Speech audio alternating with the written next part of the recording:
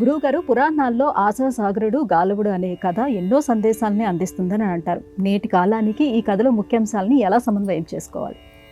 ఆశాసాగరుడు, గాలవుడు మన ఆధునిక సమాజంలో కూడా వాళ్ళందరూ ప్రతీకాత్మకాలు.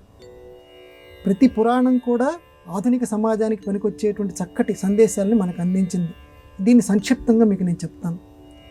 ఆశాసాగరుడు అని చెప్పి ఒక మామూలు మానవుడు వర్తకం చేసేటువంటి వాడికి ప్రతీక. వాడికి కొడుకులంటే విపరీతమైనటువంటి ప్రేమ. మనలాగే సంతానం అంటే మనకి ఎంత ప్రేమ ఉందో వాడికి కూడా అంత ప్రేమ. గాలవుడు అనేటువంటి వాడు వీడికి ఈ ప్రేమని తొలగించాలరా బాబు, అసలైన ప్రేమ ఇది కాదురా, దేవుడి మీద ఉండేటువంటిది అసలైన ప్రేమ అని చెప్పి, అంటే ఇతని హితం కోరేవాడు. మిత్రుడు, మహర్షి, తపస్సు చేసుకునేటువంటి వాడు. ఆయన అడవుల్లో ఉండకుండా వీడిని ఉద్ధరించాలి అనేటువంటి ఉద్దేశంతో ఆశాసాగరుడి దగ్గరికి వచ్చి, ఒరే నీ సమయం అంతా వృధా చేసుకుంటున్నావు, ఈ బంధాలతోటి ఎంతరా, నాతో పాటు వచ్చేసి చక్కగా తపస్సు చేసుకుందాం, వదిలేసేయరా అంటాడు. అమ్మమ్మమ్మ, వీళ్ళని వదిలేసి ఎలా వస్తారో, 15 సంవత్సరాల తర్వాత రా నా దగ్గరికి అంటాడు. మళ్ళీ 15 సంవత్సరాల తర్వాత వెళ్తాడు. ఇప్పటికి పిల్లలు పెద్దవాళ్ళు అయిపోయారు, వాళ్ళ వ్యవహారాలన్నీ నేను చూడాలి కదా, ఇంకో 10 సంవత్సరాల తర్వాత రా అంటాడు. మనం ఏ రకంగా వాయిదా వేస్తుంది, ఇప్పుడు కాదులే, తర్వాత చూద్దాంలే, మనస్సు తపస్సు అప్పుడు చేద్దాంలే, పూజ అప్పుడు చేద్దాంలే అని అనుకుంటున్నట్టుగానే వాడు కూడా అంటాడు. మళ్ళీ 10 సంవత్సరాల తర్వాత గాలవుడు వెళ్తాడు. వెళ్ళేసరికి వాడు చనిపోయి ఉంటాడు. వాడు ఇంకో జన్మ ఎత్తుతాడు. ఈ మహర్షికి వాడు ఏ జన్మ ఎత్తాడో తెలుసు కాబట్టి ఒక ఎద్దులాగా మారిపోతాడు.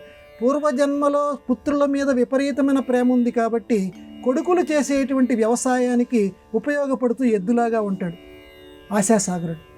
మరి ఇప్పటికైనా నా మాట వింటావా, ఈ జన్మలైనా నువ్వు బాగుపడరా, తర్వాత చూద్దాం. సరే,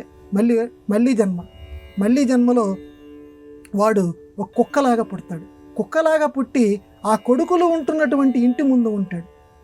కొడుకుల మీద అంత పిచ్చి, అంత ప్రేమ. ఏరా ఇప్పటికైనా బాగుపడతావా, నా వెంటరా, వెళ్ళిపోదాం అంటాడు. ఇప్పుడు కాదు, తర్వాత జన్మలో ఒక పాము కింద మారుతాడు.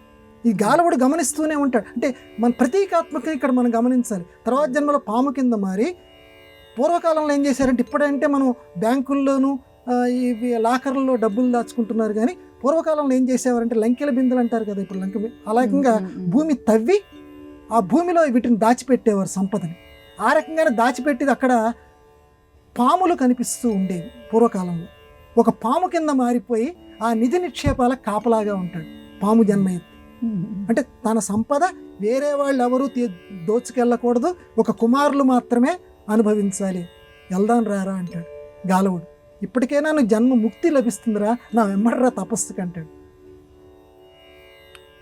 మళ్ళగా తర్వాత ఇక వీడికి ఇన్నిసార్లు బతికిలాడకూడదని చెప్పి ఈ గాలవుడు ఏం చేస్తాడంటే, ఆ కొడుకులకి చెప్తాడు, అక్కడ ఒక పాము ఉంది, ఒక నిధి నిక్షేపాలుగా, ఆ పాము ఉన్నంతసేపు మిమ్మల్ని దగ్గరికి చేరనివ్వదు, దాన్ని చంపేసేయండి, దాన్ని చంపేసేస్తే ఆ నిధి నిక్షేపాలన్నీ మీరు చక్కగా అనుభవించవచ్చు అని చెప్తే వీళ్ళు వెళ్తారు. కొడుకులు తండ్రి అని తెలియనటువంటి వాళ్ళు కదా, శుభ్రంగా చంపేసేస్తారు. ఆ తర్వాత వీడికి పాపం ముక్తి కలిగిస్తున్నారు, అది వేరే విషయం. ఇక్కడ ఆవిష్కరణ చేసింది ఏంటంటే, పెద్దవాళ్ళు ఏదైనా మనకు ఉపదేశం చేస్తాను అని అంటే ఎటువంటి తాత్సారము చేయకుండా మనం వెంటనే దాన్ని ఆమోదించాలి. తాత్సారం చేస్తున్న కొద్దీ విచిత్రమైన జన్మలు ఎత్తి బంధాల్లో అందరూ చిక్కుకోవలసి వస్తుంది అని అన్నమయ్య కూడా దీన్ని చక్కగా కీర్తనల్లో రాశాడు. ఇది ఆశాసాగరుడు, గాలవుడి యొక్క కథ.